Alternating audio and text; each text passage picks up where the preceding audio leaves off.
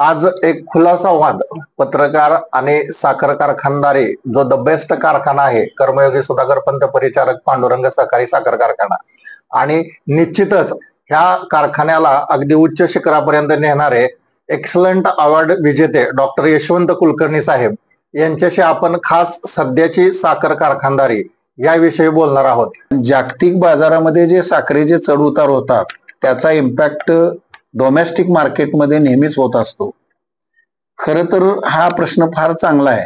आजची जर परिस्थिती बघितलं तर जागतिक बाजारपेठेमध्ये साखरेचे दर अत्यंत उच्च चांगले आहेत आणि आपल्या देशात मात्र हे दर कमी आहेत। त्याचं कारण जगामध्ये जशी साखरेची उपलब्धता होते त्या पद्धतीनं जर उपलब्ध एखाद्या वर्षी झाली नाही तर साखरेचं मार्केट जागतिक लेवलला वाढत असतं। ते पाठीमागच्या वर्षात अगदी 45-46 रुपयेपर्यंत साखरेचं मार्केट होतं। अशा वेळेला आमच्या साखर कारखान्यांना खऱ्या अर्थानं जर साखरेची एक्सपोर्टची संधी मोठ्या प्रमाणावर मिळाली असती तर सगळ्या साखर कारखानदाराची आर्थिक परिस्थिती अत्यंत सदृढ झाली असती। तरी पण आम्हाला काही अंशी म्हणजे 10 लाख मेट्रिक टनाचा कोटा सेंट्रल गव्हर्नमेंटने जाहीर केला आणि त्यामधून काही थोडी थोडी साखर प्रत्येक साखर कारखानदारांना कोटा पद्धतीने वाटून आली। यामध्ये आम्हालाही 36,000 क्विंटल साखर आली होती की ज्याला 41-42 रुपये दर त्यावेळेला आपल्याला मिळाला। तर अशा पद्धतीनं खऱ्या अर्थाने ह्या ज्या वेळेला एक्सपोर्टच्या संधी चांगल्या दराने उपलब्ध होतात त्यावेळेला त्या आम्हाला जर करून दिल्या गव्हर्नमेंटनं किंवा येणाऱ्या हंगामात सुद्धा आता एक्सपोर्टची जर संधी आम्हाला दिली तर यातनं नक्कीच कारखान्यांना चांगला आर्थिक सदृढ होता येईल।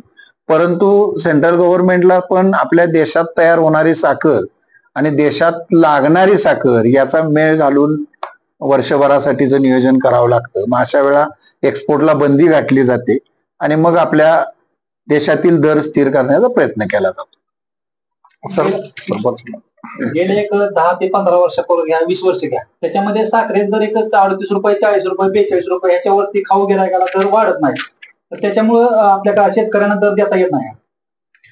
खरी परिस्थिती आहे की जवळजवळ 2019 मध्ये साखरेची MSP गव्हर्नमेंटनं 3100 रुपये ठेवली आणि आज 2025 निम्म्यावर आलं किंवा संपत आलं, म्हणजे पाठीमागच्या 6 वर्षामध्ये MSP मध्ये 1 रुपयानं सुद्धा वाढ झाली नाही। परंतु FRP मध्ये जवळजवळ 550 ते 600 रुपयानं वाढ झाली। MSP मध्ये जर वाढ होत गेली असती तर निश्चितपणे साखरेचे दर वाढले असते आणि साखरेचे दर वाढले असते तरच ऊस उत्पादकांना जास्तीचे पैसे देता आले असते। आणि बारकाईनं जर आपण बघितलं तर इतर सर्व खाद्यपदार्थाचे दर एवढे प्रचंड आहेत पण साखरेचा दर हा आजचं मार्केट 3800-3900 रुपये या दरम्यानच्या काय आहे आणि ह्याची जर वाढ पाठीमागच्या काही वर्षातनं बघितली तर ती फार नगण्य आहे।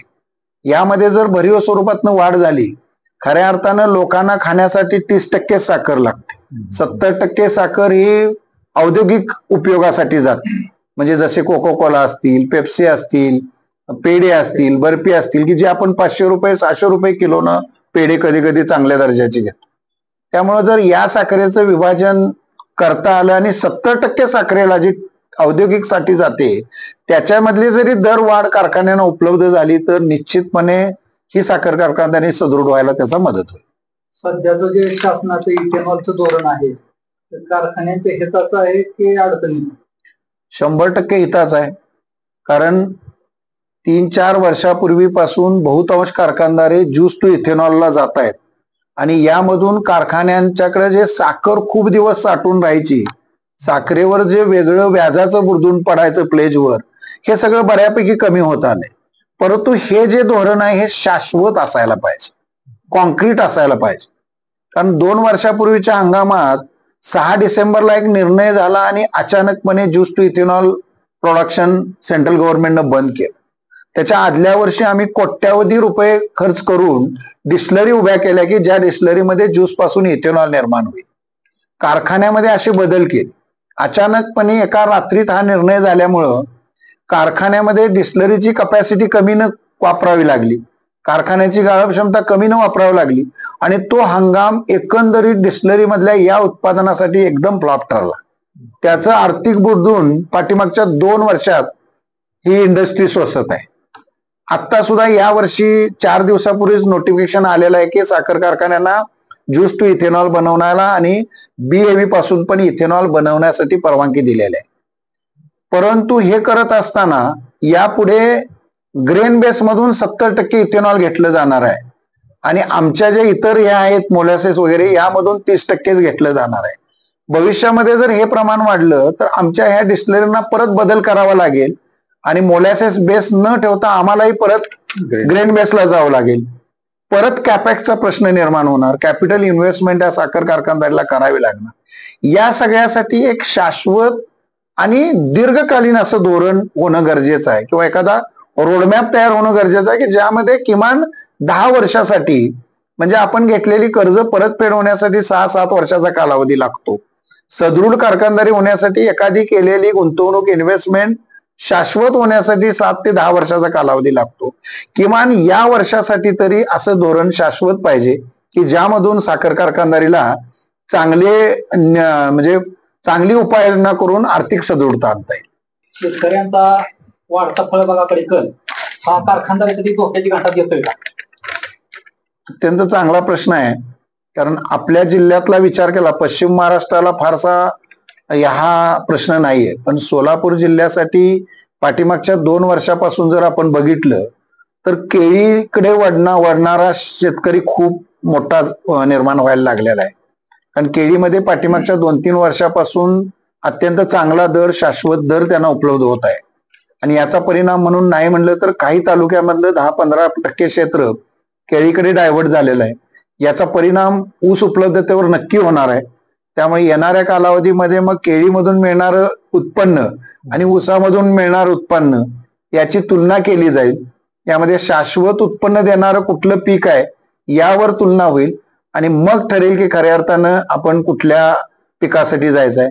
पण एक मात्र निश्चित आहे, कोरोना काळ असू दे, कुठलाही वाईट काळ असू दे, या काळामध्ये अत्यंत चांगला आणि योग्य शाश्वत दर हा फक्त ऊस शेतीनंच दिलेला आहे. म्हणजे ऊस गेला नाही, ऊस नेला नाही, कोरोनामध्ये बंद होतं म्हणून ऊस गेला नाही म्हणून पैसे मिळाले नाहीत असं झालं नाही. या काळात सुद्धा कारखानदारांनी ऊस नेला, त्याचं योग्य गाळप केलं आणि त्याची FRP किंवा त्यापेक्षा असणारी ज्यादा रक्कम सर्व साखर कारखान्यांनी जवळजवळ देण्याचा प्रयत्न केलाय. त्यामुळं शाश्वत शेतीच्या दृष्टीनं ऊस शेती गरजेची आहे. निश्चितपणे ऊसाचा दर वाढला पाहिजे आणि ऊसाचा दर हा 100% साखरेच्या दरावर अवलंबून आहे. तर आम्ही किती जरी इथेनॉल केलं तरी 20% जास्त आम्ही काय डायव्हर्शन करू शकत नाही. एवढ्या मोठ्या डिस्टिलरीत आमच्याकडे नाही आहेत. त्यामुळे 80% रक्कम ही फक्त आणि फक्त साखरेतून येतो.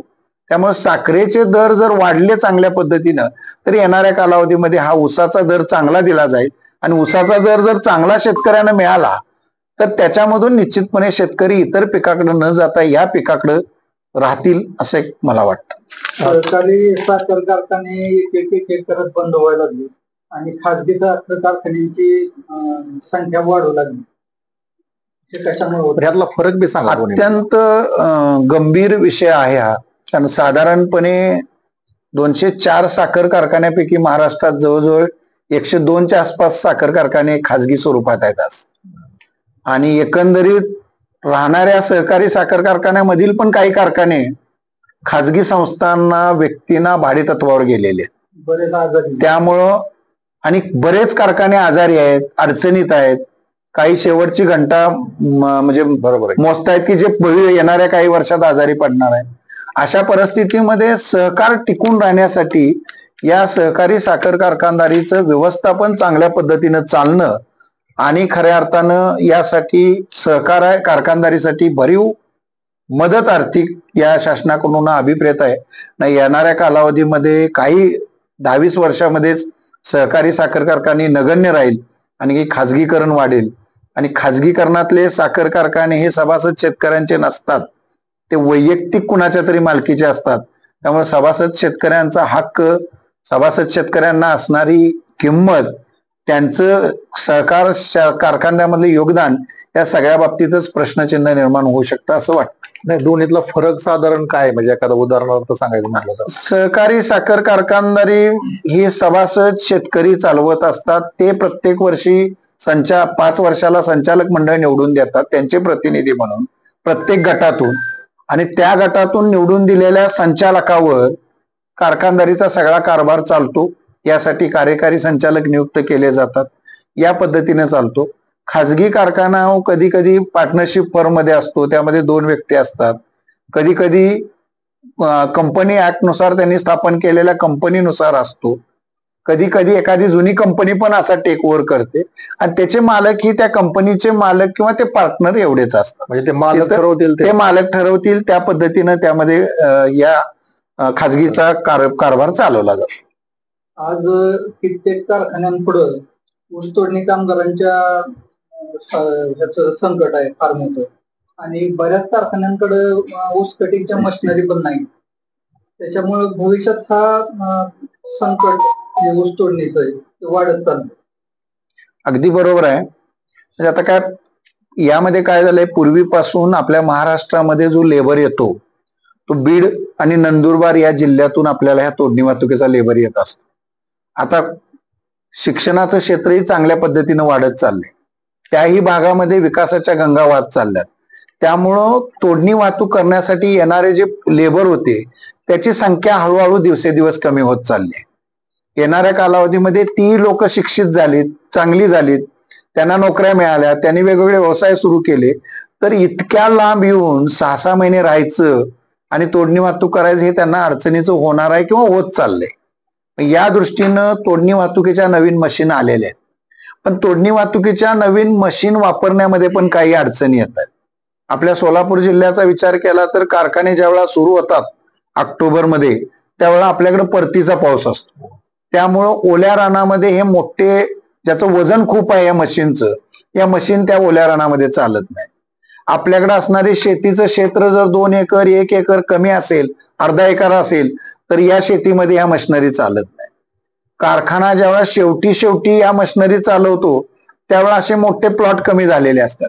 त्यामुळे एका बाजूला हे लेबर पण लागतात आणि एका बाजूला या मशिनरीचा वापर करून या दोन्हीचा समतोल साधून ही कारखानदारी योग्य प्रकारे, कशा प्रकारे जास्तीत जास्त वेळेत सभासद शेतकऱ्यांचा ऊस तुटेल या दृष्टीनं या दोन्हीचं केलं जातं. काही कारखान्यामध्ये आज 10-10, 20-20, 25 मशिनरी वापरायला लागल्यात. लातूरकडच्या एका कारखान्यानं जर 100% ऊसतोड मशिनरीवर करायचा गेल्या वेळा प्रयत्न केलेले आहेत. असे बरेच आहेत की ज्यांच्यावर, पण ते प्रत्येकाच्या भौगोलिक परिस्थितीनुसार हे सगळं राहणार आहे की कोण किती मशिनरी वापरतोय, काय करतोय. त्यामुळं जरी समस्या तोडणी वाहतुकीची असली तरी प्रत्येक वर्षी ही फुलफिल करून कारखाना फुल कपॅसिटीनं चालवला तरच फायदा होणार आहे. यंत्रणा जर कमी आली तर त्यामुळे आपल्याला मग गाळप कमी करावं लागतं आणि त्याचा सगळाच इम्पॅक्ट आर्थिक परिस्थितीवर होतो. सध्या साखर कामगारावरती 4 महिने 5 महिने गॅप दिल्यामुळे एक आर्थिक संकट त्यांच्यावरती येत आहे, उपासमारीची वेळ येते. तर हे 5 महिने गॅप देण्याचं काय म्हणजे कारण नेमकं काय असू शकतं त्या कारखानदारीचं? साखर कारखाने हे मुळातच चालताना 3-4 महिने चालतात, म्हणून हंगामी स्वरूपाची ही कारखानदारी आहे.